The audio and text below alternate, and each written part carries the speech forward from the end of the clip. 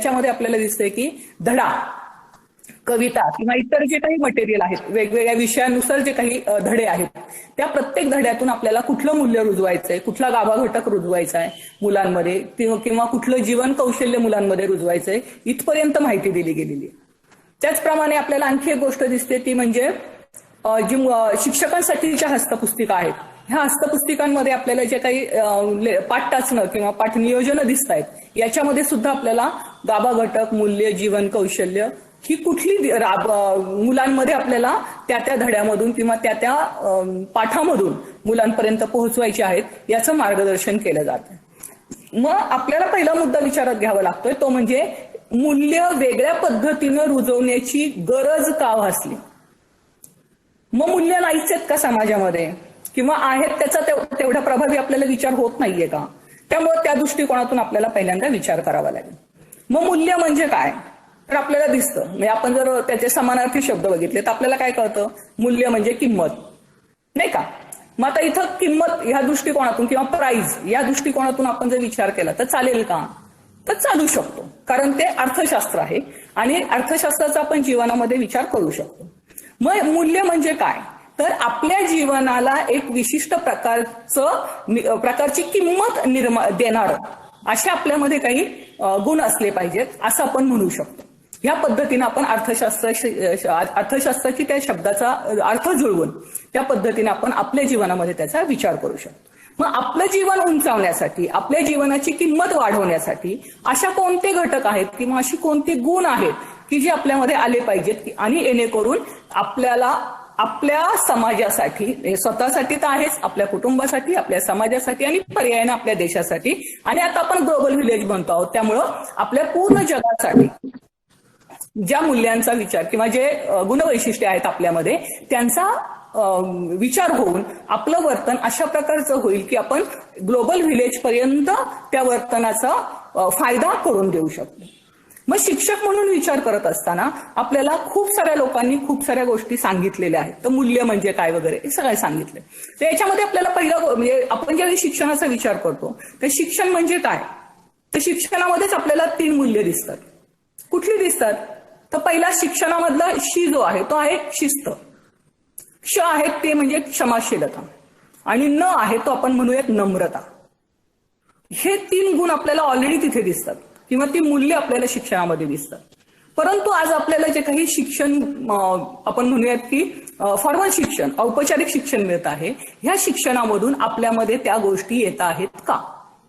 आपण जर सर्वसामान्यपणे इथे विचार केला, आपल्या दैनंदिन जीवनाचा विचार केला तरी सुद्धा आपल्याला लक्षात येतंय की ह्या गोष्टी पाळल्या जात नाहीत. आत्ता आपला लॉकडाऊनचा विचार केला, लॉकडाऊनमध्ये शासनानं आपल्याला सांगितलं की तुम्हाला एवढ्या ते एवढ्या वेळामध्ये तुम्ही घराच्या बाहेर जायचं नाही. मग ते दिवस असतील, महिने असतील, तास असतील, काय जे जे त्या एरियानुसार ठरलं होतं. परंतु तसं घडलं का प्रत्यक्षामध्ये. आत्ता सुद्धा आपल्याला दिसतंय की आपल्याला सोशल डिस्टन्सिंग सांगितलंय, मास्क वापरायला सांगितलंय, त्याचप्रमाणे हात धुणं किंवा सॅनिटाईज करणं, ह्या 3 गोष्टी सांगितल्या. पण त्या वापरल्या जात आहेत का, पाळल्या जात आहेत का. मग शिक्षणामधला जो पहिलाच शिस्त हा गुण आहे, हाच गुण आपल्याला कुठेतरी कोलमडलेला दिसतोय. हा गुण नसल्यामुळे आपल्याला दिसतंय की, किंवा त्याला मूल्य म्हणूयात आपण, आपल्याला दिसतंय की त्याच्यामुळे आपल्याला मोठमोठ्या समस्यांना किंवा ऍक्सिडेंट्सला आपण म्हणूयात, अपघातांना सामोरं जावं लागतंय. वेगवेगळ्या प्रकारचे अपघात. आता अपघात म्हटलं किंवा ऍक्सिडेंट म्हटलं की आपल्याला फक्त रोडवरचेच ऍक्सिडेंट आठवतात, तसं नाही. वेगवेगळ्या प्रकारचे ऍक्सिडेंट होत असतात आयुष्यामध्ये. मग तो तुमच्या घरगुती, आपण ज्याला पण म्हणूयात की मानव निर्मित आपत्ती, हे सुद्धा ऍक्सिडेंटलीच होत असतात, कोण काही आवर्जून करत नसतं. तर ह्या दृष्टिकोनातून आपल्याला विचार करणं गरजेचं आहे. मग ज्यावेळी आपण शिक्षण घेत असतो त्यावेळी आपल्याला दिसतं किंवा आपण शिक्षण देतोय, आता आपण शिक्षक म्हणून विचार करत असताना आपण ज्यावेळी विद्यार्थ्यांना शिक्षण देतोय असं म्हणतो त्यावेळी आपण पहिल्यांदा काय करतोय तर आपल्याला ज्ञान या दृष्टिकोनातून अगदी बेसिक मध्ये आपण विचार करतोय की माहिती नंतर ज्ञान, की माहितीवर काही विशिष्ट प्रोसेस होऊन आपण ती ज्ञानामध्ये रूपांतरित करतो. हे जे ज्ञान आहे हे आपण मिळवू शकतो, ते आपण देऊ घेऊ शकतो एकमेकांना. त्याचप्रमाणे ते ज्ञान आपल्याला कोणत्याही वयोगटामध्ये मिळवता येऊ शकतं. परंतु जी मूल्य आहेत ही मात्र तशा पद्धतीनं आपल्याला दिसत नाहीत. तर मूल्य जी आहेत ती मूल्य आपल्याला अंगीकारावी लागतात. आपल्यामध्ये बांधवावी लागतात. आणि ही ज्यावेळी बांधवावी लागतात त्यावेळी आपल्याला दोन गोष्टी असतात. त्या म्हणजे आपल्या समोर एक रोल मॉडेल असणं गरजेचं आहे, की त्याला बघून आपल्याला वाटतं की आपण असं वागलं पाहिजे. विशेषतः बऱ्याच वेळा आपल्याला दिसतं, म्हणजे जे शिक्षक आता तुम्ही आहात सगळे किंवा मी स्वतः शिक्षक आहे, तर आपण ह्या क्षेत्रात येण्याचं एक कारण म्हणजे इनडायरेक्टली सुद्धा असू शकतं. ते काय असू शकतं, तर आपल्या जीवनामध्ये आपण जेव्हा शिक्षण घेतो त्यावेळी कुणीतरी एक शिक्षक होते जे आपले रोल मॉडेल झाले, की त्यांच्याकडे बघून आपल्याला वाटलं की आपल्याला पण शिक्षक व्हायला पाहिजे किंवा आपणही शिक्षकच होणार आहोत. आणि मग ते शिक्षक होण्यासाठी लागणाऱ्या सगळ्या गोष्टी आपण केल्या, जे शिक्षण असेल किंवा व्हॉटएव्हर. आता तुमच्याकडे तुम्ही जे शिक्षक आहात ते डीएड असेल, काही जण डीएड आणि नंतर मग बीएड करत असतील, नोकरी करून नंतर बीएड केलं असेल, काही जणांचं एमएड झालेलं असेल. तर हे जे शिक्षण आहे हे कशासाठी झालं, तर त्या क्षेत्रामध्ये आपल्याला आपली उंची आणखीन वाढवायची होती आणि त्यानुसार आपल्याला जे काही वेगळं ज्ञान मिळालेलं आहे त्या आधारित आपल्याला विद्यार्थ्यांपर्यंत पोहोचण्यासाठी आपल्यामध्ये असणारी मूल्य आणि जी बेसिक मूल्य आहेत ह्यांच्या मदतीनं मुलांमध्ये आपल्याला आणखी चांगल्या पद्धतीनं मूल्य कशी रुजवता येतील, आपल्या माध्यमातून आपल्या समोर जे विद्यार्थी आहेत यांच्या माध्यमातून आपण आपल्या समाजासाठी, आपल्या राष्ट्रासाठी आणि अर्थातच पुन्हा ग्लोबल व्हिलेज आपण सतत लक्षात ठेवलं पाहिजे आजच्या काळात, जागतिकीकरणाच्या काळात, की जगासाठी आपल्याला नागरिक निर्माण करायचा आहे, ग्लोबल व्हिलेजसाठी आपल्याला माणूस तयार करायचा आहे, नागरिक तयार करायचा आहे, त्यांच्यामध्ये आपल्याला आंतरराष्ट्रीय सामंजस्य आणायचं आहे. आणि मग असं जर आणायचं असेल तर आपलं वर्तन कसं हवं, म्हणजे पुन्हा आपण कुठे आलो, तर मूल्य म्हणजे काय, तर आपलं वर्तन शिक्षकांचं असेल, विद्यार्थ्यांचं असेल, ह्या वर्तनालाच आपण मूल्य असं म्हणतो. आपण उलट म्हणूयात की वर्तन जेव्हा पॉझिटिव्ह होतं किंवा ते आपण अंगीकारलेलं असतं, नकळत आपल्यामधून त्या गोष्टी घडतात, तेव्हा आपण त्याला मूल्य म्हणणार आहोत. ते आपल्याला जाणीवपूर्वक कुठली गोष्ट करायची नाही, ते आपोआप होणार आहे. उदाहरणार्थ राष्ट्रभक्ती. आता राष्ट्रभक्ती एक मूल्य आहे, आपल्याला माहिती आहे, 10 मूल्य आपण नंतर बघणारच आहोत. पण हे जे मूल्य आहे तर राष्ट्रभक्ती म्हणजे काय, तर आपल्याला दिसते की कुठे लढाई चालली तर आपण काय करतोय, तर आपण सतत त्या बाबतच्या बातम्या बघत असतो की आपल्याला माहिती पाहिजे की काय होतंय काय, आपल्याला ती आपल्या देशाबद्दलची उत्सुकता, आपल्या देशाबद्दल काय काम चाललेलं आहे याच्याबद्दलची उत्सुकता.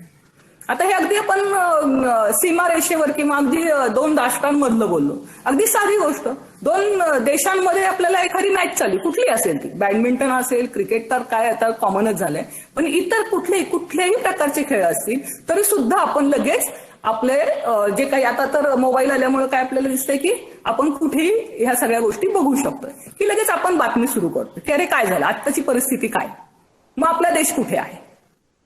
देशामध्ये असेल तर आपण आपल्या राज्याचा विचार करतो, राज्यामध्ये असेल तर आपण आपल्या शहरामध्ये विचार करतो. तर अशा पद्धतीने आपण आपल्यापर्यंत येत असतो, तसंच आपण जगापर्यंत जात असतो. मग हे सगळं होत असताना आपल्याला मूल्य ही विचारात घेतली पाहिजे. मूल्यांच्या ऱ्हासामुळे आपल्याला ज्या वेगवेगळ्या समस्यांना तोंड द्यावं लागतंय ह्या समस्यांचा विचार केला पाहिजे. मग मूल्य कशा पद्धतीने आपल्याला रुजवता येतील हे आपल्याला बघितलं पाहिजे. पण हे बघत असताना माझा जो विषय आपण म्हटलं की ट्रेडिशनल आणि मॉडर्न जे अप्रोच आहे, तर असं म्हणत असताना आपल्याला विचारात घ्यायला पाहिजे की मूल्य हे आपण मगाशी म्हटलं ते वर्धिष्णू आहेत. म्हणजे अगोदरचं मूल्य हे फोल ठरत नाही, तर त्या मूल्यावर आधारित आपल्याला नवीन मूल्य किंवा बदलत्या काळानुसार ते मूल्य वर्धित होत असतं, वरच्या पातळीवर जात असतं. अगदी साधं उदाहरण आपण बघूयात आणखी एक, की दया. आपण ज्यावेळी प्राथमिक स्तरावर होतो त्यावेळी आपण दया हा शब्द वापरायचो, भूतदया हा शब्द वापरायचो, की सगळ्यांप्रती आपल्याला दया आली पाहिजे किंवा सर्व सजीवांप्रती आपल्याला दया आपल्यामध्ये निर्माण झाली पाहिजे. ह्याचाच विचार आपण पुन्हा संवेदनशीलतेशी करतो. पण वरच्या वर्गात आपण ज्यावेळी जातो, वरच्या स्तरावर आपण जातो, त्यावेळी आपण त्याला सहानुभूती म्हणतो. सहअनुभूती म्हणजे दुसऱ्या व्यक्तीच्या ठिकाणी आपल्या स्वतःला समजायचं आणि मग ती अनुभूती आपण घ्यायची की त्या व्यक्तीच्या ठिकाणी आपण असू तर काय करू, कुठल्याही परिस्थितीमध्ये, कुठल्याही प्रसंगामध्ये. आणि मग त्या व्यक्तीच्या ठिकाणी आपण असताना आपण जर असं करणार असू तर मग आपण किती बरोबर किती चूक, म्हणजे समोरच्याचे दोष काढण्याची जी वृत्ती आपली आहे ती वृत्ती आपल्या त्यातून कमी होणार आहे. आणि त्याच्यामध्येच आणखी एक मुद्दा आपला आणखी वरच्या स्तरावर जात असताना समानुभूती. हे सह अनुभूतीच्या ऐवजी आपण म्हटलं समान अनुभूती. म्हणजे सह अनुभूतीच्या वरची पायरी ती गेली की ती व्यक्तीच आपण आहोत, म्हणजे त्या व्यक्तीच्या ठिकाणी बघणं आणि आपण ती व्यक्ती असणं, ह्या ज्या दोन अगदी मूलभूत बारीक सीमारेषा ज्या दोन मधले आहे ही आपल्याला इथे लक्षात येते. म्हणजे बदलत्या वयोगटानुसार आपण एकाच मूल्याला वर्धिष्णू केलेलं आहे. म्हणजे दया, भूतदया किंवा दया हे मूल्य गेलं का तर नाही, तर ते वर्धिष्णू झालं. जसं आपण वरच्या स्तरावर जायला लागलो, आपलं जीवनमान उंचवायला लागलं, तसं आपण ह्या गोष्टींचा विचार हा वाढवलेला आहे.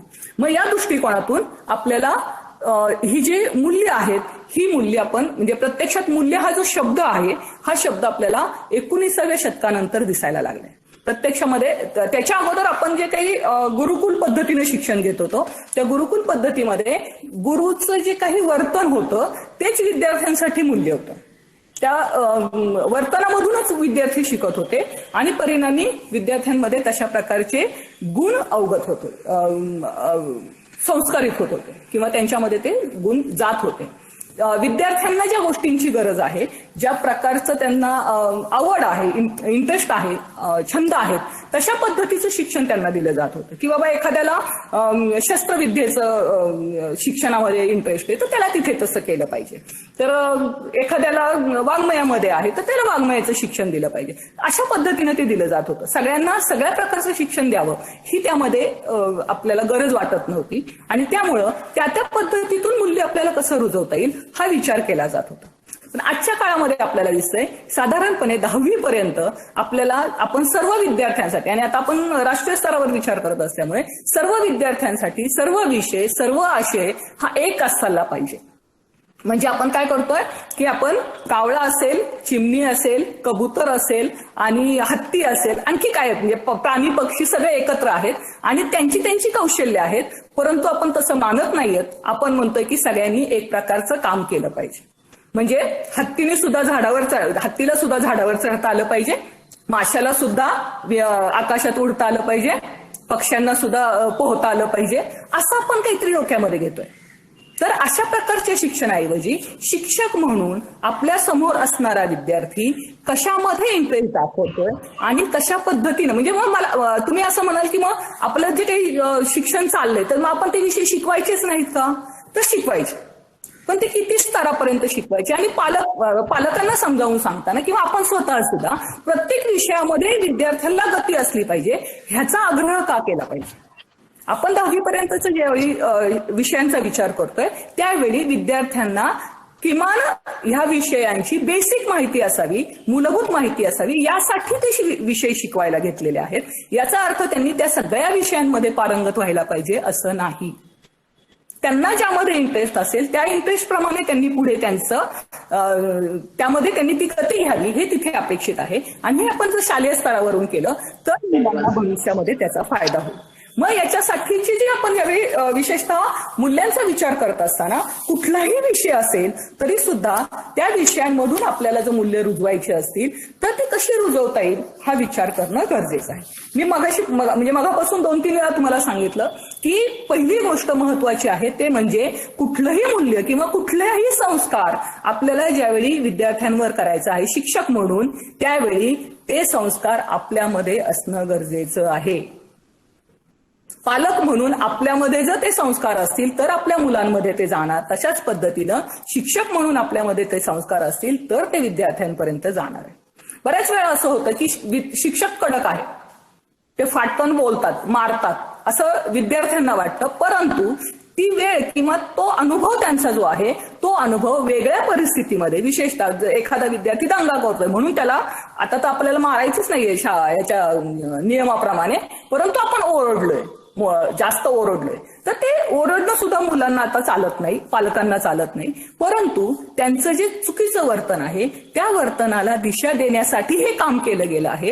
हे आपल्याला त्याच विद्यार्थ्याबाबत जर दुसरा काही प्रसंग घडला तर ते सांगता येऊ शकतं. उदाहरणार्थ तो विद्यार्थी खेळताना पडला, त्याला लागलं, आणि ती केस आपल्या ते आपल्याला जर समजलं आणि आपण तिथे जाऊन जर त्याला काही औषध पाणी करा किंवा काय व्हॉट कसं लागलं वगैरे विचारलं तर त्याला ते कळणार आहे की आपण चुकीचं केलं म्हणून आपल्याला ओरडा बसलेला आहे, परंतु आपण ज्यावेळी आपल्याला काही इजा होते त्यावेळी आपली काळजी सुद्धा पालकांसारखी केली जाते. म्हणजे शिक्षक हा आजच्या काळामध्ये एक प्रकारे पालक सुद्धा आहे. आता आमच्याकडे बीएड कॉलेज आम्ही असल्यामुळे आणि तुमचं बीएड झालेलं असेल तर तुम्हाला माहिती आहे की आपल्याकडे पालकत्व दिलं जातं. मायक्रो टीचिंग ग्रुप म्हणून पालकत्व दिलं जातं किंवा डायरी ग्रुप म्हणून पालकत्व दिलं जातं. म्हणजे पालकत्व म्हणजे काय तर जो काही अभ्यासक्रम आहे हा अभ्यासक्रम सुरू झाल्यापासून पूर्ण होईपर्यंत मी तर म्हणेल त्याच्या म्हणजे आजीवन म्हटलं तरी हरकत नाही पुढे की त्या विद्यार्थ्याला असणाऱ्या अडचणी तो अभ्यासक्रम पूर्ण करण्यासाठी आणि भविष्यातही ह्या क्षेत्रामध्ये त्याला काही अडचणी असतील, वैयक्तिक आयुष्यामध्ये काही अडचणी असतील तर त्यांचं मार्गदर्शन करण्यासाठी समुपदेशन करण्यासाठी आपल्याला तत्पर राहायचं आहे. म्हणजे आपल्याला हा शिक्षकी व्यवसाय मानून चालणार नाही, शिक्षकी नोकरी मानून चालणार नाही, तर शिक्षकी पेशा आहे. आणि आपण जर आध्यात्मिक दृष्टिकोनातून थोडंसं पाहिलं तर शिक्षकी पेशा ही उपासना आहे. उपासनेचा अर्थ आपल्या श्वासाबरोबर ती गोष्ट चालते. म्हणजे मी जर एखाद्या विद्यार्थ्याला एखाद्या प्रकारची शिस्त सांगत असेल किंवा एखादा नियम सांगत असेल किंवा एखादं मूल्य मला त्याच्यापर्यंत पोहोचवायचं असेल तर पहिल्यांदा ते माझ्या वर्तनातून दिसलं पाहिजे. एक साधं उदाहरण आपल्यासाठी सगळ्यांसाठी म्हणजे वक्तशीरपणा. आपली शाळा 10 ते 5 माझं कॉलेज 10 ते 5 असल्यामुळे मी 10 ते 5 म्हटलं, पण ठीक आहे माझं कॉलेज 10 ते 5 आहे. तर माझं कॉलेज जर 10 ते 5 आहे, विद्यार्थी जर 10 वाजता येणं मला अपेक्षित आहे, तर मी विद्यार्थ्याच्या आधी किमान 5 मिनिटे कॉलेजमध्ये असली पाहिजे. ऑन रूल म्हणजे काय म्हणतात नियमाप्रमाणे नाही, नियम माझा 10 ते 5 कॉलेज आहे, पण मला स्वतःला तो नियम लावून घेतलाय की मी किमान 5 मिनिटं, अर्धा तास असेल तर उत्तमच, परंतु किमान 5 मिनिटं मी कॉलेजमध्ये असणं गरजेचं आहे. तर मला कळणार आहे की विद्यार्थी उशिरा कोण येतोय. नाही तर मी जर उशीर आले तर मला काय करणार विद्यार्थी वेळेवर येतो किंवा नाही. आणि सुटताना सुद्धा 5 नंतर विद्यार्थी गेल्यानंतर मी जाणार आहे, कारण जर विद्यार्थ्याला काही अडचण आहे घरी जाण्यासाठी तर ती सोडवण्यासाठी मी तिथं उपस्थित असलं पाहिजे. शाळांमध्ये तर मी पाहिले की काही शिक्षक असे असतात जे शाळा सुटल्यानंतर रिक्षावाले काका, आणखी कोणी घ्यायला येणारे पालक आणि कोणी हे सगळे येऊन गेल्यानंतरही कुणी विद्यार्थी जर शाळेमध्ये शिल्लक असेल तर तो शिल्लक का आहे किंवा विद्यार्थी थांबलेला का आहे ही चौकशी करून तो विद्यार्थी घरी कसा जाईल याची सोय लावेपर्यंत शिक्षक तिथून जात नाहीत किंवा स्वतः कधी लावतात. म्हणजे त्यांच्या परिसरातला असेल, ऑन द वे असेल, काही तर ऑन द वे नसेल तरी सुद्धा आधी त्या विद्यार्थ्याला सोडून काही शिक्षक हे स्वतःच्या घरी जाताना आपण पाहतो. मग हे आपल्याला शिक्षक म्हणून नोकरी किंवा व्यवसाय विचारात घेतल्यामुळे होतंय का तर नाही, तर आपण ते अंगीकारलेलं आहे.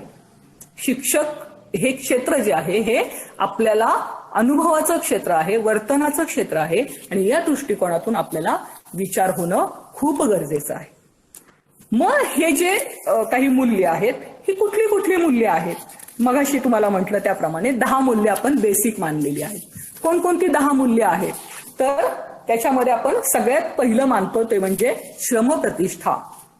मग श्रमप्रतिष्ठेची गरज का भासली हा खूप महत्वाचा मुद्दा आहे की श्रमप्रतिष्ठा हे मूल्य का मानावं लागलं किंवा ते मूल्य आपल्याला विकसित करण्याची गरज का भासली. तर औपचारिक शिक्षणामध्ये आपल्याला दिसतंय की आपलं ज्यावेळी गुरुकुल पद्धतीने किंवा पारंपरिक शिक्षण होतं त्यावेळी आपल्याला एवढ्या प्रमाणामध्ये याची गरज भासली नाही, परंतु ज्यावेळी औपचारिक शिक्षणानंतर आपण आता एवढी 50, 60, 70, 80 वर्ष ज्यावेळी आपण निघून गेलेली आहेत ह्या औपचारिक शिक्षणाची, त्यावेळी आपल्याला दिसतंय की जे बौद्धिक क्षेत्रात काम करणारे व्यक्ती आहेत त्या व्यक्ती आणि शारीरिक कष्ट करणाऱ्या व्यक्ती याच्यामध्ये आपल्याला कुठेतरी दरी दिसती आहे. कशामध्ये दरी दिसतीये? तर पहिली म्हणजे त्यांना मिळणाऱ्या वेतनामध्ये, रोजगाराच्या काय म्हणूयात आपण किमतीमध्ये. दुसरं काय दिसतंय आपल्याला? त्यांना मिळणाऱ्या फॅसिलिटीजमध्ये, ठीक आहे नाही, वेगवेगळ्या मिळणाऱ्या सोयी सुविधांमध्ये. फरक दिसतोय आपल्याला. तिसरी गोष्ट काय दिसतीये, समाजामध्ये मिळणाऱ्या मान सन्मानाबद्दल, त्याच्यामध्ये पण आपल्याला फरक दिसतोय.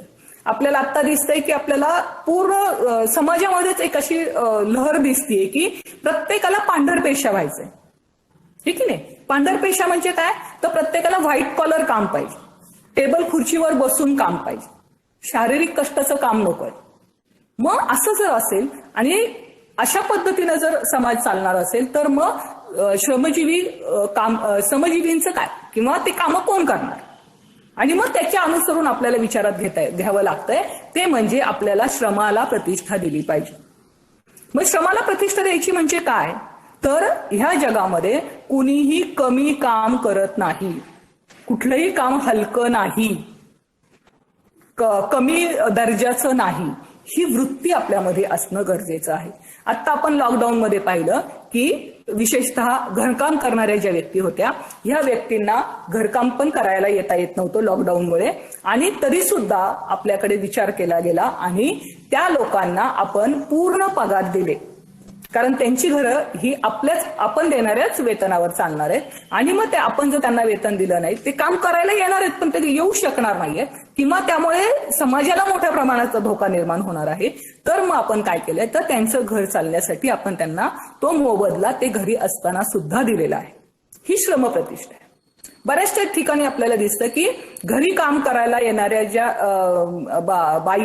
बायका असतील, पुरुष असतील, व्हॉटेवर, तर तिथे आपल्याला दिसतंय की त्यांना चहा नाश्ता दिला जातो किंवा दुपारचं जेवण दिलं जातं.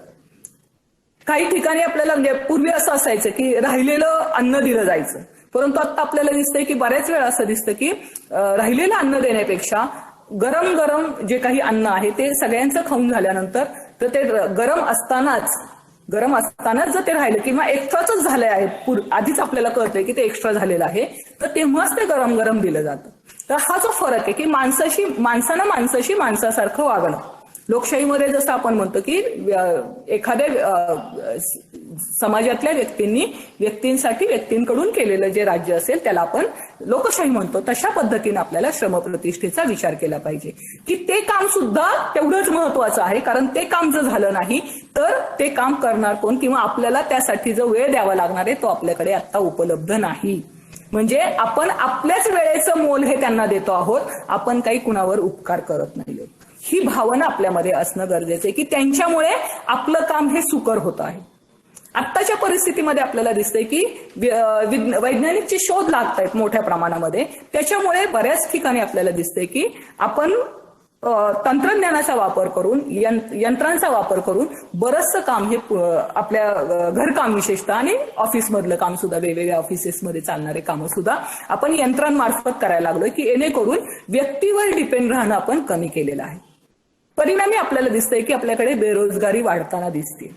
पण मग ती बेरोजगारी न वाढता आपल्याला ते जे रिकामे हात आहेत त्यांना आपल्याला कशा पद्धतीने नवीन काम करायला देता येऊ शकतं, नवीन क्षेत्र कशी आपल्याला मिळवता येऊ शकतात हे बघणं खूप गरजेचं आहे. शिक्षक म्हणून आपल्याला त्याचा विचार केला पाहिजे आणि शालेय स्तरावरच श्रमप्रतिष्ठा सांगत असताना विद्यार्थ्यांना तशा प्रकारचं काम करण्यासाठी प्रवृत्त केलं पाहिजे.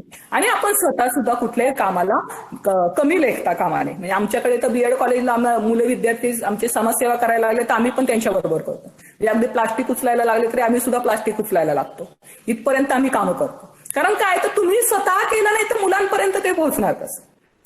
बऱ्याच ठिकाणी आपल्याला दिसतं की शिक्षक आले म्हटल्यानंतर शिक्षकांकडे जर खूप मोठ्या मोठ्या 2-4 पिशव्या आहेत, काही असतील वाटेवर पिशव्या आहेत, पुस्तकं आहेत वाटेवर, तर मुलांना सांगितलं तर घेऊन जा एवढी पुस्तकं, नाही, चुकीचं आहे, ठीक आहे. नाही, आपलं काम आहे, आपण केलं पाहिजे. ही जी प्रतिष्ठा आहे श्रमासाठीची ही आपल्याला मुलांबरोबर शेअर करता आली पाहिजे. आपलं काम आपण केलं पाहिजे, किमान इथपर्यंत तरी आपल्याला शालेय स्तरावर मुलांकडून काम करून घेता आलं पाहिजे. त्यांना त्या श्रमाची प्रतिष्ठा राखता आली पाहिजे. कशी राखायची आपल्याकडून कळलं पाहिजे. दुसरं आहे ते म्हणजे राष्ट्रभक्ती. राष्ट्रभक्तीची गरज का भासतीये? आपल्याला दिसतंय की आपल्याकडे नक्षलवादी, आतंकवादी खूप मोठ्या प्रमाणात आपल्याला दिसायला लागले. का दिसत आहेत? तर त्याचं एक महत्वाचं कारण मगाशीवर आपण बघितलं त्यातलंच आहे, ते म्हणजे श्रमप्रतिष्ठा नसणं. तुम्ही म्हणाल तर श्रमप्रतिष्ठेचा राष्ट्रभक्तीशी काय संबंध? तर श्रमप्रतिष्ठा नसल्यामुळे कमी दर्जाचं काम आपण म्हणतच नाही, म्हणजे करायचं कुठलंही काम कमी दर्जाचं म्हणत नाहीये, पण आता जे मानतो आहोत हे काम कमी दर्जाचं आहे, त्याला आपण कमी मूल्य देतो आहोत, ठीक आहे नाही, त्याचा मोबदला आपण कमी देतो आहोत, तर अशा क्षेत्रात काम करणारे व्यक्ती ह्या असमाधानी होतात. पर्यायानं त्यांना वेगवेगळ्या प्रकारची लालूच दाखवली जाते आणि त्यांना देशाच्या विरुद्ध काम करण्यासाठी प्रवृत्त केलं जातं. त्यांना वेगवेगळे सवलती जाहीर केल्या जातात, त्यांच्या कुटुंबियांना काही दिलं जाईल असं केलं जातं किंवा सांगितलं जातं. प्रत्यक्षात होत नाही परंतु सांगितलं जातं आणि त्या चांगल्या जीवनाच्या हव्यासापोटी हे लोक जे आहेत हे चुकीची कामं करायला. हे खूप मोठं उदाहरण झालं. दुसरं छोटं उदाहरण भ्रष्टाचार. मग आता हा भ्रष्टाचार आपल्याला दिसतो की एखादा अगदी मामूली व्यक्ती आहे तर त्याच्या 10 रुपयाच्या 10 रुपयांपासून आपल्याला भ्रष्टाचार हा होताना दिसतो. आपल्याला माहिती पण असतं की आपल्याला हे काम करताना हे पैसे देण्याची गरज नाही, परंतु ते पैसे आपण दिल्याशिवाय आपलं काम होणार नाही हेही आपल्याला माहिती असतं. मग ही जी प्रवृत्ती आहे ही प्रवृत्ती सुद्धा राष्ट्रभक्तीच्या विरोधातच आहे असं माझं वैयक्तिक मत. मी जे लेक्चरला बोलेन ते सगळी माझी वैयक्तिक मतं असतील, कारण आपण म्हटलं तसं की मॉडर्न आणि ट्रेडिशनल असे ह्या व्हॅल्यूज विचारात घेत आहोत. त्यामुळं मी दोन्हीचा विचार करून तुम्हाला सांगते आहे की ट्रेडिशनल मध्ये कसं असणार आहे आणि मॉडर्न मध्ये ते कसं विचारात घेतलं गेलं पाहिजे. राष्ट्रभक्तीच्या बाबतीमध्ये आपण विचार करत असताना आपल्याला असं वाटतं की आपण सीमेवर लढायला गेले तरच राष्ट्रभक्ती असली पाहिजे, असं काही नाही. शिक्षक म्हणून आपण चांगला विद्यार्थी घडवणं, चांगला म्हणजे आपण आता म्हटलं तसं मूल्याधिष्ठित विद्यार्थी घडवणं, देशाच्या उपयोगी पडणारा, समाजाच्या उपयोगी पडणारा असा विद्यार्थी घडवणं हे सुद्धा राष्ट्रभक्तीचंच लक्षण आहे. ह्या गोष्टी आपल्याला समजल्या पाहिजेत. बऱ्याच ठिकाणी आपल्याला असं दिसतं की 2 देशांमध्ये किंवा वेगवेगळ्या ठिकाणी होणाऱ्या दंगलींमध्ये वेगवेगळ्या देशांचे झेंडे हे जाळले जातात. चुकीचं आहे, हो की नाही? कारण कुठलाही देश असला तरी झेंडा हे राष्ट्रभक्तीचं प्रतीक आहे. त्या व्यक्तींनी चूक केली आहे, त्याचा आपण ब्लेम जो आहे तो हा देशावर देऊ शकत नाही किंवा एका विशिष्ट सामाजिक घटकावर देऊ शकत नाही. मग तो धर्म असेल, जात असेल, पंथ असेल, त्याच्यावर आपण ते ब्लेम देऊ शकत नाही. परंतु आपल्याला दिसतं की आपण नेमकं तेच करतो. ह्या नगण्य गोष्टींना, जात, धर्म आणि ह्या गोष्टींना आपण महत्व देतो आणि आपला मूलभूत जो धर्म आहे, राष्ट्रप्रेम, हे आपण विसरून जातो आणि परिणामी आपणच आपलं नुकसान करतो. आपण जे दंगली करतो ह्या दंगलींमध्ये जे सार्वजनिक मालमत्तेचं नुकसान होतं हे पर्यायानं आपल्या देशाचंच नुकसान आहे. आपण जे कर भरतो आहोत, वेगवेगळ्या प्रकारचे कर भरतो आहोत, अगदी किती मामुलीतली मामुली गोष्टी खरेदी केल्यानंतर सुद्धा आपल्याला जीएसटी आणि सीजीएसटी द्यावं लागतंय, एसजीएसटी द्यावं लागतंय. हे जे सगळं द्यावं लागतंय ते काय आहेत तर ते आपल्याला आपण देत असणारे कर आहेत, ते मोबदले आहेत आणि त्या करांमधून आपल्याला ह्या सगळ्या फॅसिलिटीज मिळतात आणि त्याचंच नुकसान आपण करतो आहोत. ही जाणीव आपल्याला त्यांच्यामध्ये निर्माण करता आली पाहिजे. ही सुद्धा खूप राष्ट्रभक्तीच्या दृष्टिकोनातून महत्वाची गोष्ट आहे की जे कुठलं समाज विघातक कार्य आहे, समाज कंटकांकडून केलेली कार्य आहेत, ही सगळी समाज विघातक कार्य ही राष्ट्रभक्तीच्या विरोधातली आहेत आणि ती आपल्याला टाळायला पाहिजे. अगदी साधं चोरी करण्यासारखे ज्या छोट्या छोट्या गोष्टी आहेत ह्या सुद्धा राष्ट्रभक्तीच्या विरोधातल्या आहेत. ही जाणीव आपल्याला मुलांपर्यंत पोहोचवता आली पाहिजे. म्हणजे आपण ज्याला चुकीचे वर्तन म्हणतो किंवा गुन्हे म्हणतो किंवा अपराध म्हणतो हे सुद्धा आपल्याला ह्या दृष्टिकोनातून मुलांमध्ये रुजवून सांगितलं गेलं पाहिजे की असं होता कामा नये. आणि मी पुन्हा एकदा सांगते की आपण जो विषय शिकवत आहोत, आपण जो धडा शिकवत आहोत त्या दृष्टिकोनातून त्यामध्ये आपल्याला अशी उदाहरणं टाकून कशा पद्धतीनं ती मूल्य रुजवता येतील हे आपल्याला बघणं गरजेचं आहे. त्यासाठी आपलं वर्तन हा खूपच महत्वाचा मुद्दा असणार आहे. कारण आपल्या सार्वजनिक वर्तनावर मुलांचं लक्ष असतं, त्यांचं बारीक निरीक्षण असतं आपल्याबद्दलचं आणि त्यावरून हे सगळं ठरत असतं की किती घ्यायचं आणि आपल्या शब्दांना जी किंमत येणार आहे, वजन जे येणार आहे ते यातून येणार आहे की तुम्ही त्या अंगी बाणवलेलं आहे का, आणि जर अंगी बाणवलं असेल तर ते मुलांमध्ये चांगल्या पद्धतीनं रुजणार आहे. पुढचं आहे ते म्हणजे स्त्री पुरुष समानता. आता स्त्री पुरुष समानतेचा विचार करत असताना आपल्या देशामध्ये विशेषतः किंवा जगामध्येही बऱ्याचशा देशांमध्ये आपल्याला दिसते की पुरुष प्रधान समाज आहे. एक आपला केरळ सारखा देश सोडला तो मातृसत्ताक आहे, पण बाकीचे सगळे पितृसत्ताक आहेत. तर या पितृसत्ताकांच्या दृष्टिकोनातून विचार केला तर आपल्याला स्त्री पुरुष समानता हा खूप महत्वाचा मुद्दा विचारात घ्यावा लागतो. म्हणजे जसं आपण वर श्रमप्रतिष्ठेच्या बाबतीत बघितलं तसंच आपण स्त्री आणि पुरुष ही ह्या समाजाची दोन चाकं, समाजरथाची दोन चाकं आहेत आणि ती दोन्ही समतुल्य असतील, संतुलित असतील तरच हा समाजाचा गाडा व्यवस्थितपणे चालणार आहे, ही जाणीव मुलांमध्ये आपल्याला देता आली पाहिजे. त्या पद्धतीनं आपल्याला काम करता आलं. म्हणजे विशेषतः पालक सभा असतात तर आपल्याला दिसतंय की पालक सभेमध्ये मॅक्झिमम आई हा घटक येत असतो, नाही की नाही.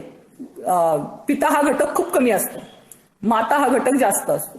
का तर आईवर जबाबदारी आहे, मुलांवर संस्कार करायची, त्यांच्या काही चुका आहेत त्या दुरुस्त करायची, ही सगळी जबाबदारी आईची झाली. वडिलांना त्याच्यात काही संबंध नाही असा कुठेतरी विचार होतो. तसं नाही. तर दोघांकडूनही त्या गोष्टी झाल्या पाहिजेत. कुठल्या गोष्टीला किती महत्व द्यायचं हे दोघांनाही कळलं पाहिजे. त्या दृष्टिकोनातून आपल्याला काम करता आलं पाहिजे. आपल्याकडे श्रमप्रतिष्ठेच्या बाबतीत आपण पाहिलं तिथे पण आपल्याला स्त्री पुरुष समानतेचा विचार करावा लागतो की एखादं काम आहे ते स्त्रीने केलं आणि पुरुषाने केलं तर त्यांना दिला जाणारा जो मोबदला आहे तो वेगवेगळा आहे. स्त्रियांना दिला जाणारा मोबदला वेगळा आहे, पुरुषांना दिला जाणारा मोबदला वेगळा आहे. काम एकच आहे, त्याला लागणारे कष्ट तेवढेच आहेत. मग मोबदला का कमी का जास्त ह्याचा विचार केला पाहिजे. आणि मग आता समान वेतन कायदा आपल्याकडे आलेला आहे, त्या दृष्टिकोनातून आपण आता समान वेतनाकडे जात आहोत. म्हणजे आर्थिक दृष्टिकोनातून हा आपण विचार केला. सामाजिक दृष्टिकोनातून आता आपण लॉकडाऊनच्या संदर्भात बघितलं तर आपल्याला दिसलं की लॉकडाऊन मध्ये घरगुती हिंसाचार खूप वाढले. खूप मोठ्या प्रमाणात स्त्रियांनी आपल्याला ह्या केसेस FRI हे केलेले दिसत आहेत. का झालं असं तर विशेषतः पुरुषांनी जे काही बाहेर जाणं होतं ते कमी झालं आणि तो जो सगळा राग आहे, ते जे फ्रस्ट्रेशन आहे हे घरातल्या स्त्रियांवर मोठ्या प्रमाणात काढलं गेलं. तर असं होता कामा नये की जे काही आहे, जे काही सुख आहे, दुःख आहे, जे काही काम आहे, बऱ्याच वेळा असं झालं की कामं करणाऱ्या, नोकरी करणाऱ्या स्त्रिया घरी राहिल्या आणि मग तो आता घरी येणार. ज्यावेळी ती बाहेर पडत होती त्यावेळी बऱ्यापैकी घरातल्या पुरुषांकडूनही तिला मदत केली जात होती कामामध्ये, घरगुती कामं असेल किंवा इतर सगळी कामांचं वाटप असेल. परंतु आता घरी आहे ना, मग तू कर, अशा पद्धतीचं आपल्याला करताना दिसतंय. मग जर ती घरी आहे तर मग जसं तुम्हाला घरी असल्यानंतर थोडा आराम पाहिजे तर ती पण घरी आहे तर मग तिला पण थोडा आराम पाहिजे. या दृष्टिकोनातून विचार केला गेला का. म्हणजे शिक्षकांबाबतच मी बोलते विशेषतः की अशा पद्धतीचा विचार केला गेला का. खेळ आहेत वेगवेगळे, खेळांच्या बाबतीमध्ये जर आपलं को एज्युकेशन आहे, को एज्युकेशन शाळेमध्ये आपण आहोत तर आपल्याला दिसतं की मुलींनी ह्या वयोगटापर्यंतच ह्या खेळांमध्ये भाग घ्या, ठीक आहे नाही. मुलींना थोडी रिस्ट्रिक्शन्स असतात, त्यांनी इतके वाजेपर्यंतच काय असेल ते सराव करायचंय आणि जायचंय. मुलांना तसं रिस्ट्रिक्शन नसतं. मुलं कधी जाऊ शकतात, कधी येऊ शकतात, कुठल्याही खेळामध्ये भाग घेऊ शकतात, काही करू शकतात. परंतु मुलींना नाही. बऱ्याचशा आपल्या ग्रामीण भागातल्या शाळा आहेत की आपल्याला दिसतं की त्या शाळांमध्ये आपल्याला त्यांची जे टायमिंग आहे हे दिवसाचं टायमिंग आहे. म्हणजे मला ज्या काही खेडेगावातल्या काही शाळा माहिती आहेत त्यांचं टायमिंग असं आहे 9 ते 4 वगैरे असं टायमिंग आहे की उजाडल्यानंतर मुलांना येता आलं पाहिजे आणि अंधार पडायच्या आत घरी जाता आलं पाहिजे. मग मुलं असतील मुली असतील, परंतु मुलींचा विचार इथे जास्त प्रमाणात केला गेलाय की त्यांच्याबाबत काही चुकीचं वर्तन हे घडता कामा नये, ह्या दृष्टिकोनातून विचार केलाय. तर असं न होता आपल्याला दोघांनाही समान संधी कशी देता येईल, दोघांनाही आपल्याला पुढे नेऊन भविष्यामधला जो समाज आहे तो आपल्याला 50% दोघांच्याही खांद्यावर कसा ठेवता येईल हा विचार करणं काळाची गरज असणार आहे. हे खूप महत्वाचं आहे. आणि कुठलाही निर्णय घेत असताना दोघांनीही मिळून, जे घरातली जे स्त्री आणि पुरुष आहेत ह्या दोघांनी मिळून, म्हणजे फक्त नवरा बायको नाही तर बहीण भाऊ पण असतील, ननंद भाऊजय असेल, कुणी असेल, घरातले दोन स्त्री आणि पुरुष हे जे दोन घटक आहेत ह्या दोघांनाही आपल्याला समान संधी, वैचारिक संधी दिली पाहिजे, कामाची संधी दिली पाहिजे. सगळ्या बाबतीत आपल्याला तो समानता दाखवता आली पाहिजे. इव्हन त्यांना दिलं जाणारं प्रशिक्षण, म्हणजे आता तर आपल्याला दिसतंय की खूप मोठ्या प्रमाणात परदेशामध्ये मुलं जात आहेत आणि मग आपल्याला दिसतंय की आपण जर घरापासून त्यांना जर काही घरगुती कामं करायची सवय लावली नसेल तर त्यांना ते नंतर अवघड जाते. त्यामुळे आता बऱ्याचशा घरांमध्ये मुलांना सुद्धा किमान स्वयंपाक आला पाहिजे, किमान खिचडी भात करता आला पाहिजे, किमान चहा करता आली पाहिजे. ह्या छोट्या छोट्या गोष्टी त्यांना शिकवल्या जात आहेत की जेणेकरून भविष्यामध्ये त्यांना जर स्वतः एकटं राहून काही करायची वेळ आली तर त्यांना उपाशी राहायला लागू नये. आता लॉकडाऊनमध्ये आपण पाहिले की सगळे हॉटेल बंद होते, म्हणजे पैसे असून सुद्धा उपयोग नव्हता, कारण काही मिळूच शकणार नव्हतं. अशा परिस्थितीमध्ये किमान आपलं पोट आपल्याला भरता येईल ही सोय आपल्याला करता आली पाहिजे. हा एक मुद्दा. मुलींच्या बाबतीमध्ये त्यांना आपल्याला सेल्फ डिफेन्स या दृष्टिकोनातून तयार केलं गेलं पाहिजे. कारण सेल्फ डिफेन्स काय फक्त मुलांनीच केलं पाहिजे असं काही नाही, तर हे मुलींच्या बाबतीत सुद्धा आपल्याला विचारात घेतलं पाहिजे. ह्या ज्या गोष्टी आहेत ह्या आपल्याला स्त्री पुरुष समानतेबाबत केल्या पाहिजे, जे आपल्याला सिलेबसमधून दाखवता आलं पाहिजे. पुढचं आहे ते म्हणजे सर्वधर्म सहिष्णुता. मगाशी आपण म्हटलं की धर्म म्हणजे काय, हे का सर्व धर्म.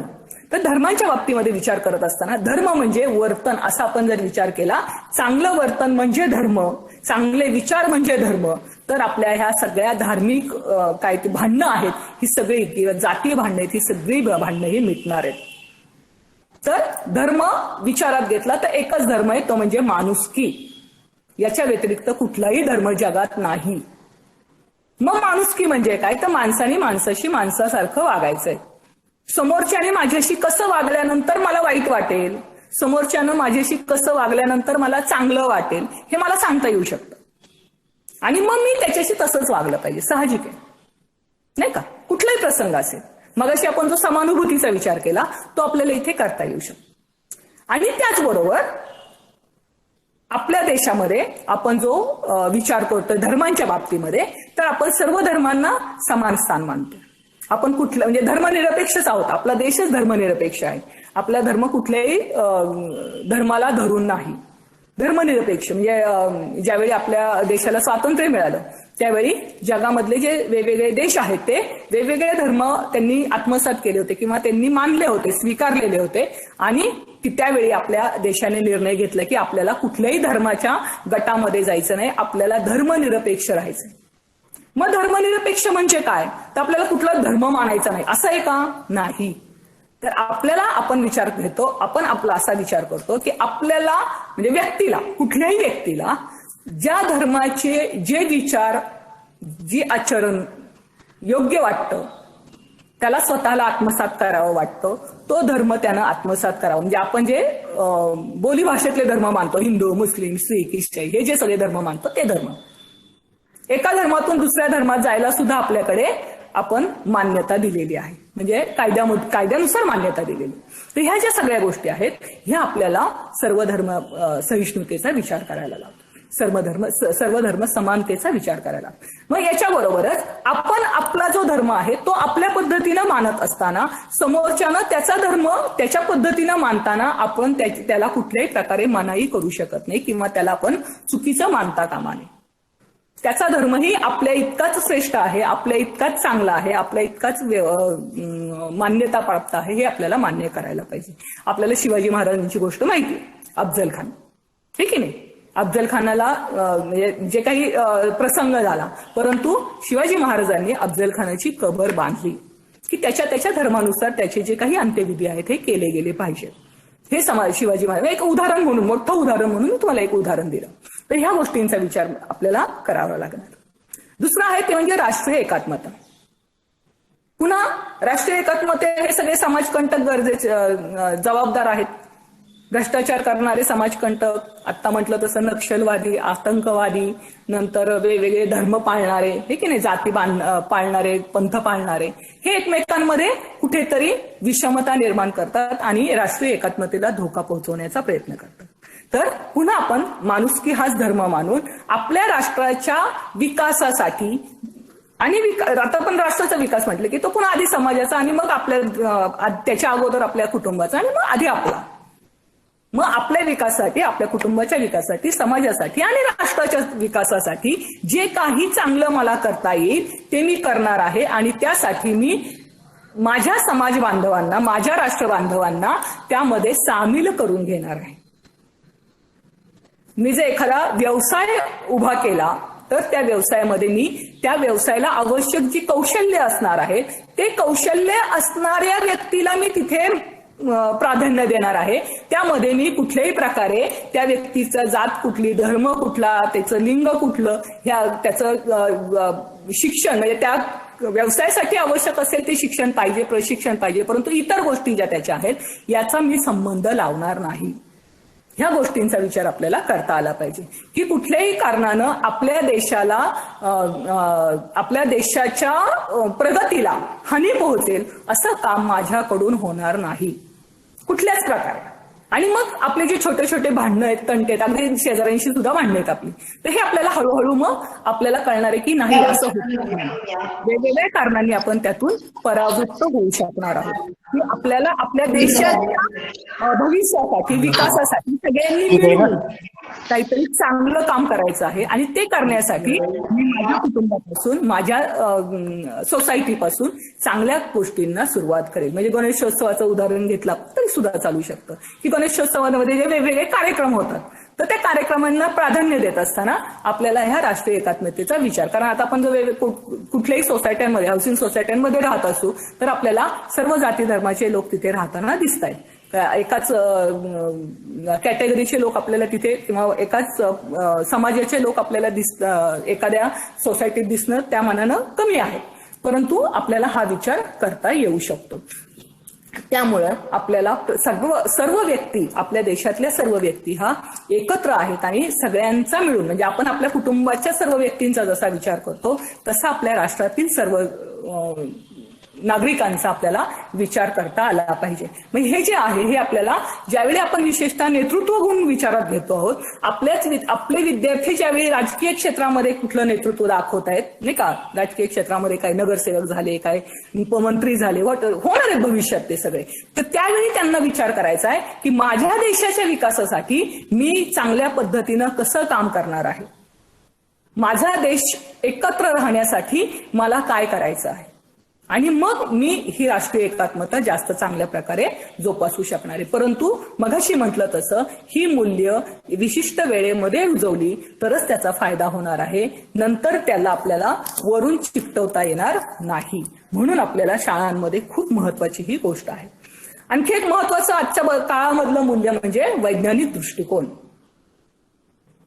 मग आता आपण मग वैज्ञानिक दृष्टिकोन म्हणजे काय, आता विज्ञान युग झालं, ज्ञानयुग झालं, सगळी युग चालूच आहेत. पण वैज्ञानिक दृष्टिकोन विचारात घेत असताना विज्ञानाचा महत्वाचा मुद्दा म्हणजे कुठल्याही गोष्टीची कारण मीमांसा करणे. कुठलीही गोष्ट करत असताना का हा प्रश्न आपल्याला स्वतःला विचारणे. मग त्याच्यामध्ये यंत्रसामुग्री असेल, आपले विचार असतील, आपलं वर्तन असेल, आपले आचार असतील, आपल्याला दुसऱ्यांमध्ये रुजवण्याचे विचार असतील, का हा प्रश्न आपल्याला विचारता आला पाहिजे. आणि मग आपण त्या दृष्टिकोनातून विचार करू शकतो. आपल्या वर्गातले विद्यार्थी जर चुकीचं वर्तन करतायत, बेशिस्त आहेत, तर ते का करतायत, आणि मग आपल्याला पुन्हा ज्यावेळी आपण वैज्ञानिक दृष्टिकोन म्हणतो त्यावेळी आपल्याला संशोधनाकडे वळावं लागतं. मग आपल्याला संशोधन म्हणजे काय, मग संशोधनाच्या पायऱ्या कुठल्या, मग त्या पायऱ्यांमध्ये कसा विचार केला गेला पाहिजे, त्याचे टप्पे कसे असले पाहिजेत, ह्या सगळ्यांचा विचार आपल्याला करता आला पाहिजे. तर आपण वैज्ञानिक दृष्टिकोन आपल्यामध्ये चांगल्या पद्धतीनं रुजवू शकू.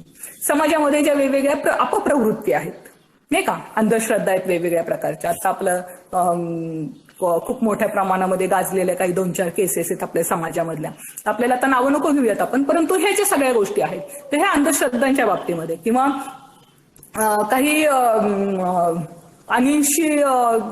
अनिन्स ह्या संघटनेमार्फत चालणाऱ्या वेगवेगळ्या ऍक्टिव्हिटीज आहेत, तर याच्या मार्फत आपल्याला विद्यार्थ्यांमध्ये आणि आपल्या स्वतःमध्ये सुद्धा वैज्ञानिक दृष्टिकोन हा रुजवता येऊ शकतो. उदाहरणार्थ अगदी साधं उदाहरण आपण घेतलं तर वनस्पतीशास्त्र. तर वनस्पतीशास्त्रामध्ये आपण वेगवेगळ्या वनस्पतींची विद्यार्थ्यांना उदाहरणं देतो, परंतु आता अनिस आणि वनस्पतीशास्त्राचा काय संबंध, बॉटनीचा काय संबंध, तर आपल्याला दिसतंय की विशिष्ट प्रकारची झाडं आहेत, त्या विशिष्ट प्रकारच्या झाडांना विशिष्ट प्रकारचा नाडा बांधला किंवा काय त्याला खिळा ठोकला किंवा त्याला लिंबू ठोकला तर असं होतं असं मान्यता जाते. मग ते जे झाड आहे त्या झाडाची वैशिष्ट्ये काय, त्याचे विशेष गुण काय आहेत, की असं का मानलं जातं, ठीक आहे. रासायनिक त्याच्यामध्ये होणारी अभिक्रिया काय आहे, या दृष्टिकोनातून आणि व्यक्तीचे जे विचार आहेत त्यांच्यावर कशा पद्धतीने, म्हणजे एखाद्या व्यक्तीला असणारी समस्या आणि त्या समस्येचा घेतला जाणारा गैरफायदा, त्या व्यक्तीवर मानसिक दृष्टिकोनातून येणारा दबाव आणि त्यामधून त्या व्यक्तीनं केलं गेलेलं काय म्हणतात कार्य अंधश्रद्धेनं, आहे की नाही. आपण बघितलं की आपल्या पोटच्या मुलांना मारून टाकणं, गुप्तधनाच्या हव्यासापोटी वगैरे, त्या चुकीच्या गोष्टी घडतायत. तर हे असं होऊ नये, किंवा 2 मुली झाल्यात मग आता मुलगा व्हायला पाहिजे म्हणून काही करणं, ह्या ज्या गोष्टी केल्या जात आहेत ह्या अंधश्रद्धेपोटी केल्या जात आहेत. हे असं होता नाही, पण श्रद्धा असली पाहिजे आपल्या पेशावर. आपण मगाशी म्हटलं उपासना, आध्यात्मिक दृष्टिकोनातून आपण म्हटलं शिक्षकी पेशा ही उपासना आहे, पण ही श्रद्धा असली पाहिजे आपल्यामध्ये. परंतु आपल्यामध्ये अंधश्रद्धा असते कामा नये. आणि मग अंधश्रद्धा निर्मूलनासाठी आपल्याला काय करता येईल, आपल्या विषयातून काय करता येईल, हा विचार आपल्याला करता आला पाहिजे. त्याचप्रमाणे दुसरा महत्वाचा वैज्ञानिक दृष्टिकोनाचा विचार करत असताना आपल्याला इतरांच्या मतांचा आदर पण करता आला पाहिजे. हे सगळे आपण म्हणतो तेच बरोबर आणि बाकीचे जे चूक, असं होता कामा नये. तर आपल्याला आपण आपले विचार मांडू शकतो, तसा समोरचाचं आपल्याला विचार स्वातंत्र्य, भाषण स्वातंत्र्य दिलेलं आहे संविधानात. त्यामुळं प्रत्येक जण त्याचा वापर करू शकतो, पण त्यातलं घ्यायचं किती हे मात्र आपण ऐकणाऱ्यांनी ठरवायचं आहे. परंतु कोण बोलत आहे तर त्याला आपण अमान्य त्याचं करू शकत नाही. प्रत्येकाला आपल्याला व्यक्ती म्हणून आदर देता आला पाहिजे. हा महत्वाचा मुद्दा आपल्याला वैज्ञानिक दृष्टिकोनात ठेवला पाहिजे. आता त्याचं एक आणखी उदाहरण आपण बघूयात. उदाहरणार्थ न्यूटनचा नियम. तर न्यूटनने आपल्याला म्हटलं, किंवा आपला वेगवेगळे जे आपले वैज्ञानिक आहेत त्याच्यामध्ये आपल्याला दिसतंय की त्यांनी काय एकदा शोध लावला आणि लगेच त्यांचा शोध लागला असं नाहीये.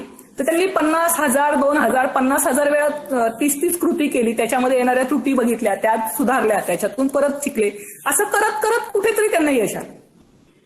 मग हे जे यश आलं त्यासाठी काय काय गरजेचं पडलं, तर चिकाटी, ठीक आहे, श्रद्धा, की मी जे काय करतो आहे त्याच्यातून मला समाजासाठी काहीतरी चांगलं करायचं आहे, त्यातून घडलं पाहिजे काहीतरी चांगलं.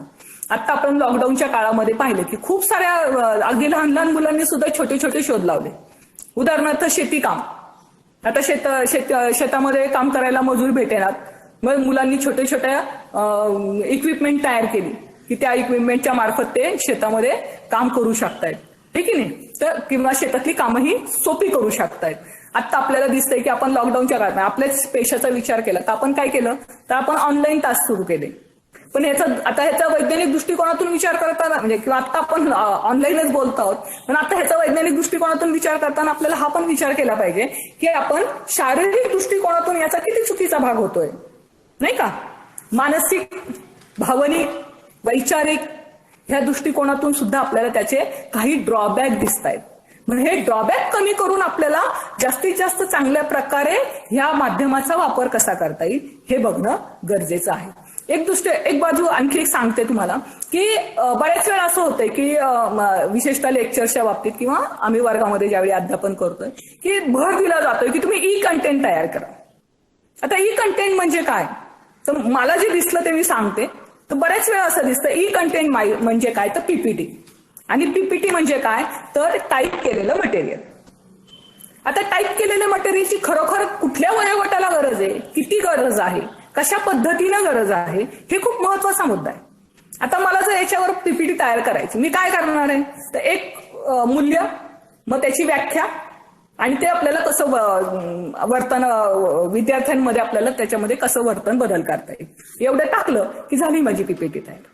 मग खरोखरच ते योग्य ही कंटेंट आहे का, आणि तुमच्या वयोगटासाठी विशेषतः शिक्षकांसाठी ते योग्य ठरणार आहे का.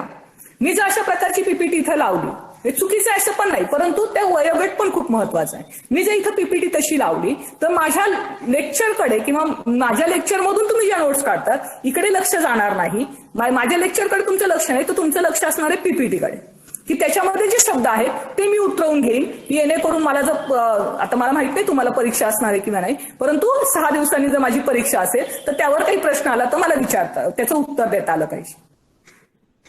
मग ह्या कंटेंट मधून, ह्या आशयामधून मला जे तुमच्यापर्यंत पोहोचवायचंय ते ऐकायला तुमचं लक्षच नाहीये माझ्याकडे, हो की नाही. म्हणजे योग्य माध्यमांचा वापर करता येणं हे सुद्धा वैज्ञानिक दृष्टिकोनाचाच भाग आहे.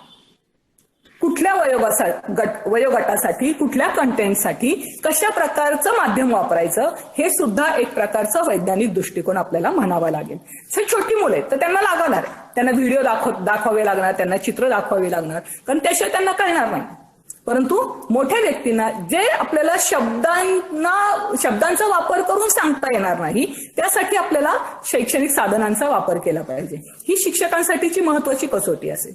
परंतु आता आपल्याला दिसतंय की आपण सरसकट आणि विशेषतः पीपीटीवर भर देतोय, जे मी आता मगाशी म्हटलं त्या प्रकारच्या त्या पीपीटी आहेत. खरं पीपीटीचा अर्थ तो नाहीच आहे, ठीक आहे. आपण जर चांगल्या प्रकारची पीपीटी तयार करायची आहे आपल्याला, तर आपल्याला त्याच्यामध्ये योग्य प्रकारच्या व्हिडिओचा, योग्य प्रकारच्या ऑडिओचा, योग्य प्रकारच्या चित्रांचा, आकृत्यांचा वापर करता आला पाहिजे. आता मी इथं करू शकले असते, परंतु इथं आपल्याला वेळेचं बंधन आहे.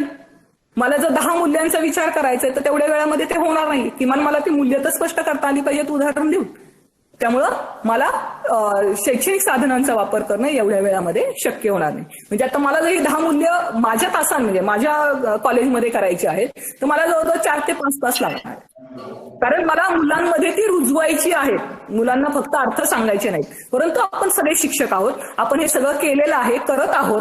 आपल्याला फक्त आता बदलत्या काळानुसार त्याचा कसा विचार करायचा आहे आणि आपल्या आशयातून कसा करायचा आहे एवढीच एक कल्पना आपल्याला द्यायची आहे. म्हणून आपण ही गोष्ट आपण थोडक्यामध्ये संपवतोय. पुढचं आहे ते म्हणजे संवेदनशीलता. आपण आता म्हणतोय की आपल्या समाजामधली संवेदनशीलता कमी व्हायला लागली. का होतंय असं? तर आत्ता म्हटलं तसं प्रसार माध्यमांमुळे आपली संवेदनशीलता कमी व्हायला लागली.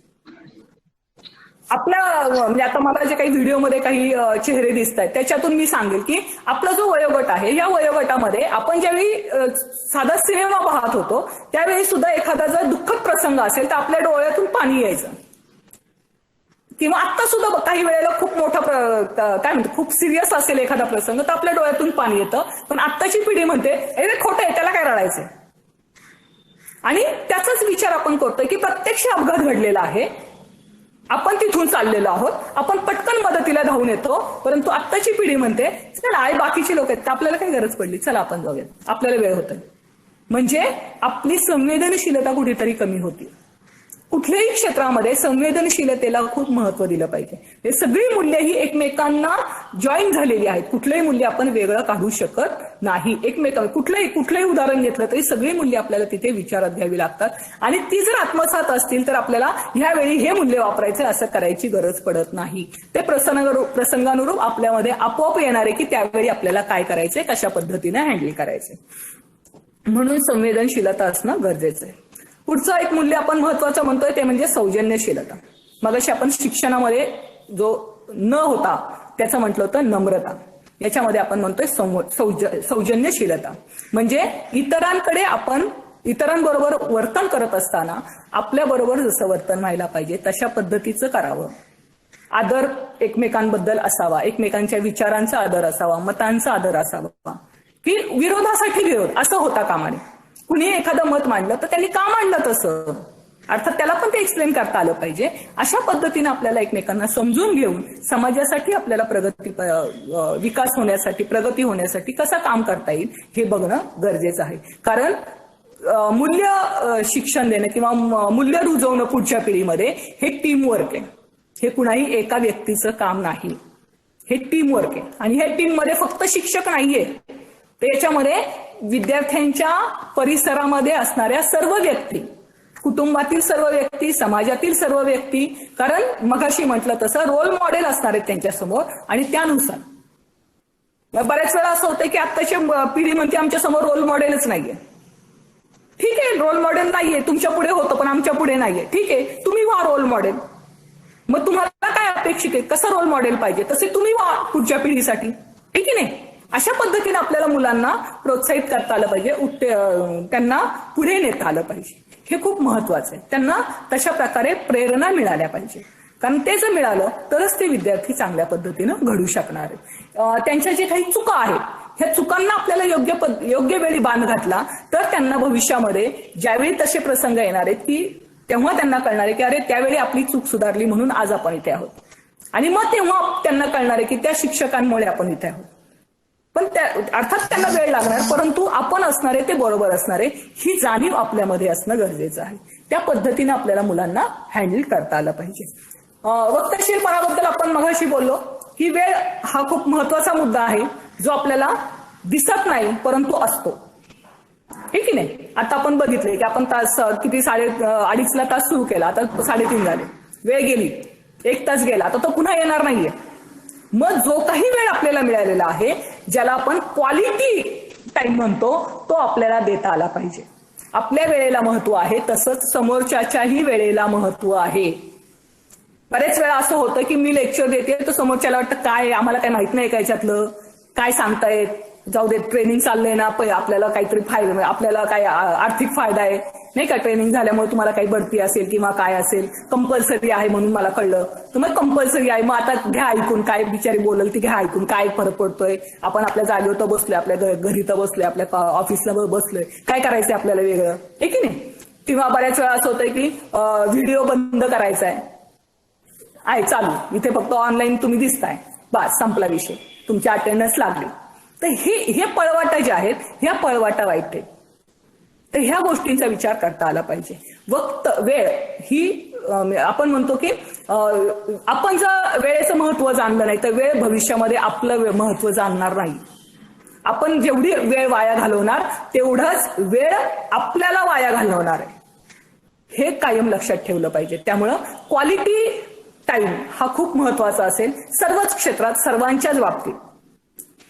मित्र तुम्ही बसलेला आहात, ठीक आहे ना, कुठलेही मित्र असतील, कुठल्याही वयोगटातले असाल तुम्ही, म्हणजे लहानपणीचे मित्र एकत्र आहेत, व्यावसायिक क्षेत्रातले मित्र एकत्र आहेत, तुम्ही ज्यावेळी एकत्र आलेला आहात त्यावेळी पुन्हा तुम्ही जेव्हा केव्हा भेटणार आहात तोपर्यंत आपण कधी भेटायचं असं वाटलं पाहिजे की त्या वेळेमध्ये अशा प्रकारे विचारांचं आदान प्रदान, तुमचं स्ट्रेस मॅनेजमेंट, हे की नाही, तुमचं जे काही ताणतणाव आहे तो कमी झालं, ह्या सगळ्या गोष्टी घडल्या पाहिजेत, जेणेकरून भविष्यामध्ये आपण कधी भेटायचं ही आपल्याला आच लागली पाहिजे. अशा प्रकारे वेळेचं आपल्याला नियोजन करता आलं पाहिजे. आपण जे काही काम करतोय त्याचं योग्य प्रकारे नियोजन झालं पाहिजे, कारण जर नियोजन झालं नाही तर वेळ निघून जाईल, वेळेचा अपव्यय होईल, आणि वेळेचा अपव्यय म्हणजे पर्यायानं आपलं स्वतःचं नुकसान. ही गोष्ट आपल्याला लक्षात घेतली पाहिजे, कारण बाकी सगळं आपल्याला मिळेल पण वेळ पुन्हा मिळणार नाही. एकदा वेळ गेली की गेली, आणि वेळ ही 2 अर्थाने आपण विचारात घेतोय. मगाशी मी तुम्हाला उदाहरण दिलं ते घड्याळी वेळ, आणि दुसरं म्हणजे काळ, आपण ज्याला काळ म्हणतो ती वेळ. हा जो क्षण आहे हाच वर्तमान आहे. झालं, संपला वर्तमान. आता ज्याला मी मग वर्तमान म्हटलं तो भूतकाळ झाला, ठीक आहे नाही, पुढच्या क्षणी तो भूतकाळ झाला. इतकं वेळेची गती आहे, आणि ही जी गती आहे वेळेची ही आपल्याला ओळखता आली पाहिजे. गेलेली वेळ परत येणार नाहीये ह्याची जाणीव आपल्याला असली पाहिजे. त्यामुळे आपण किती क्वालिटी टाइम कुणासाठी आपल्या कुटुंबातील व्यक्तींसाठी असू देत, समाजातील व्यक्तींसाठी असू देत, आपल्या विद्यार्थ्यांसाठी असू देत, आपल्या कलिग्ससाठी असू देत, पण आपल्याला क्वालिटी, आणि स्वतःसाठी अगदी महत्वाचं, स्वतःसाठी आपल्याला क्वालिटी टाइम देता आला पाहिजे. हे खूप महत्वाचं आहे. आणि ती क्वालिटी टाइम कशी द्यायची हे आपल्याला जो आपला वक्तशीरपणा हा जो मूल्य आपल्यामध्ये असेल, आपला गुण आपल्यामध्ये जर तो गुण उपजत असेल तर आपल्याला कुणीही सांगायची गरज नाही. जशी आपली वेळ महत्वाची तशी समोरच्याची पण वेळ महत्वाची, हीच पण जाणीव आपल्याला असली पाहिजे, हे की नाही. काय 5 मिनिटं कुणाला आपण म्हटलं इतक्या वाजता येईल आणि आपण 5 मिनिटं उशीर आलो, अरे काय मी 5 मिनिटं वाटत, 5 मिनिटांनी काय, 5 मिनिटं इकडे तिकडे जातातच, असं होता कामा नये. आपण जर एखाद्याला वेळ दिली तर त्या वेळेच्या 5 मिनिट अगोदर आपण तिथं असणं गरजेचं आहे. आपलं अस्तित्व सुद्धा खूप महत्वाचं आहे तिथे. ही गोष्ट म्हणजे आपण समोरच्याला काहीतरी व्हॅल्यू देतो आहोत, मूल्य देतो आहोत, किंमत देत आहोत, ही जाणीव समोरच्याला असली पाहिजे की त्याचं आपल्या आयुष्यातलं महत्व आपण त्या वेळेच्या बंधनातून त्याला सांगतो आहोत की मला तुला भेटणं किती महत्वाचं वाटतंय. ही जाणीव आपल्याला म्हणजे सगळ्यांबाबतीतच आपल्याला करता आली पाहिजे. आणखी एक महत्वाचं आणि शेवटचं आहे ते म्हणजे नीटनेटकेपणा. नीटनेटकेपणामध्ये इन्क्लुडिंग असतं तो म्हणजे स्वच्छता. आपण जर नीटनेटकेपणाचा विचार केला तर स्वच्छता आपोआप. मग ती वस्तूंचा नीटनेटकेपणा असेल, विचारांचा नीटनेटकेपणा असेल, ठीक आहे नाही, समोरच्याला द्यायच्या आदराचा नीटनेटकेपणा असेल, आपल्याला समानता ठेवता आली पाहिजे. आता समानता म्हणजे मी माझ्या शिक्षकांची जशी वागते तसेच विद्यार्थ्यांशी वागावं, ह्याला समानता म्हणायची नाही, हो की नाही. किंवा मी माझ्या कलिगशी वागते तसं मी माझ्या वरिष्ठांशी वागणं, ही समानता नव्हे. तर जो ज्या पदावर आहे त्या पद्धतीनं आपल्याला त्याच्याशी वागता आलं पाहिजे. ह्या पद्धतीचा विचार आपल्याला समानतेमध्ये करता आला पाहिजे. आणि नेटनेटकेपणामध्ये आपण वैयक्तिक आणि सामाजिक ह्या दोन्ही घटकांचा विचार करून नेटनेटकेपणाला महत्व दिलं पाहिजे. जर नेटनेटकेपणा असेल तर आपला मगाशी आपण जसं वक्तशीरपणामध्ये म्हटलं त्याच्यामध्ये आपण जर टाइम मॅनेजमेंट म्हटलं तसंच नेटनेटकेपणामध्ये पण टाइम मॅनेजमेंट आहे. आपण जर सगळ्या वस्तू व्यवस्थित ठेवल्या असतील तर आपल्याला वेळेला ते व्यवस्थित मिळणार आहेत किंवा लगेच मिळणार आहेत. आपण जर एकत्र कुठेही काही ठेवलं असेल तर आपल्याला वेळेला ती वस्तू सापडणार नाही. पर्यायाने आपला वेळ तिथे वाया जाणार आहे ती वस्तू सापडण्यामध्ये. तसंच विचारांचं सुद्धा आहे. योग्य ठिकाणी योग्य विचार योग्य पद्धतीनं मांडण्यासाठी आपल्याला ते विचार व्यवस्थितपणे मांडून ठेवले पाहिजेत आपल्या डोक्यात. तर ते योग्य वेळी आपल्याला योग्य पद्धतीनं योग्य व्यक्तींपर्यंत पोहोचवता येतील. तर अशा पद्धतीनं आपल्याला मुलांमध्ये ही मूल्य रुजवण्यासाठी स्वतः काही कार्यक्रम राबवणं खूप गरजेचं आहे. शाळांमध्ये वेगवेगळे कार्यक्रम राबवले जातात. त्या पद्धतीनं आपल्याला म्हणजे ह्या कार्यक्रमांमधून ही मूल्य रुजली पाहिजेत या दृष्टिकोनातून मुलांकडून तयारी. मग ते अभ्यासपूरक कार्यक्रम असतील, अभ्यासक्रमांतर्गत कार्यक्रम असतील किंवा अभ्यासेतर कार्यक्रम असतील, पण ह्या वेगवेगळ्या कार्यक्रमांमधून विद्यार्थ्यांकडून आपल्याला ही मूल्य रुजवून घेता आली पाहिजे. ठीक आहे. याचबरोबर मी थांबते. नमस्कार.